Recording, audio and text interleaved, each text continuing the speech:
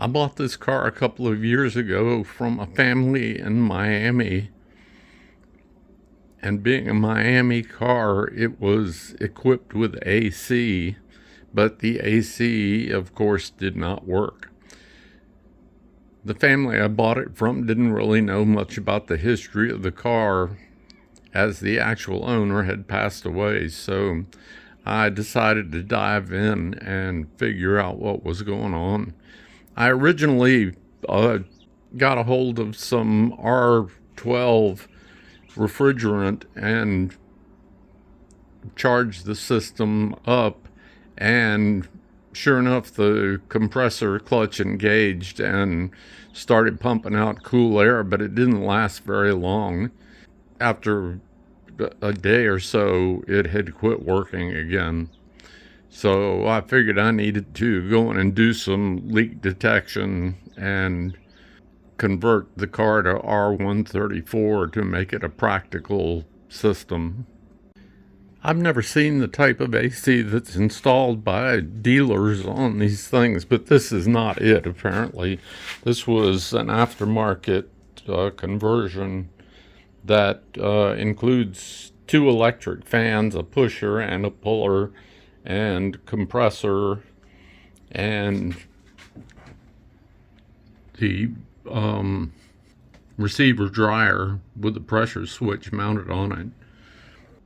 The controls are under the dash where the ignition switch is on later cars.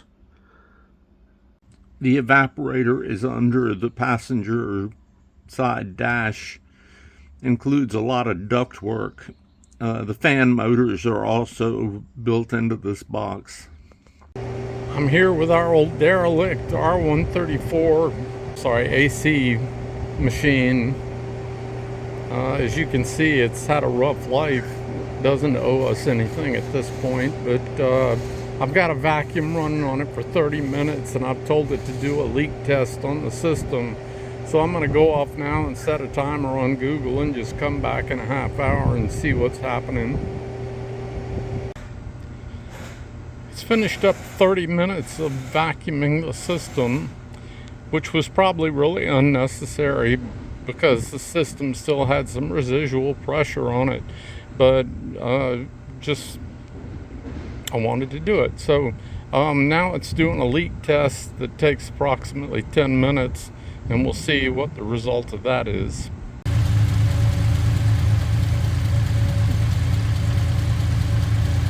We fired it up, and the compressor did not come on. And so we applied 12 volts to the connection right here to the compressor clutch, and it started spinning and was actually producing some cold air in the system. So then we noticed that there was some kind of leakage over here. Pressure switch.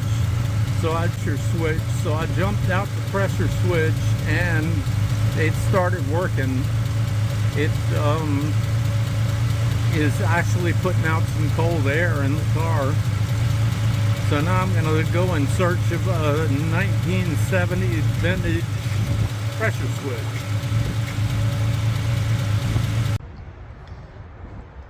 So here we are out here the next day. Napa brought me a new pressure switch. There's the old one that was leaking, and the new one is installed. I got the AC machine hooked up, high and low side, and I'm getting ready to put about a 10-minute vacuum on it, and then I'll charge it up again. One problem is I have no idea what the capacity of this system is. I charged it to 1.5 pounds yesterday, and that seemed a little low. But I'm going to do about 1.75 this time and see how we do. So here we go with a 10-minute vacuum process. It's pulled everything down to 0. And we'll see what happens.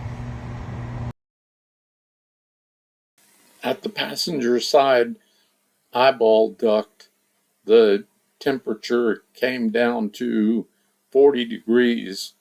And when I revved up the engine, it got down lower, down to about 38 degrees, which, considering that the ambient temperature the day I was working on it was 68 degrees, that's not a bad differential. And I think that's going to be more than satisfactory if it keeps working.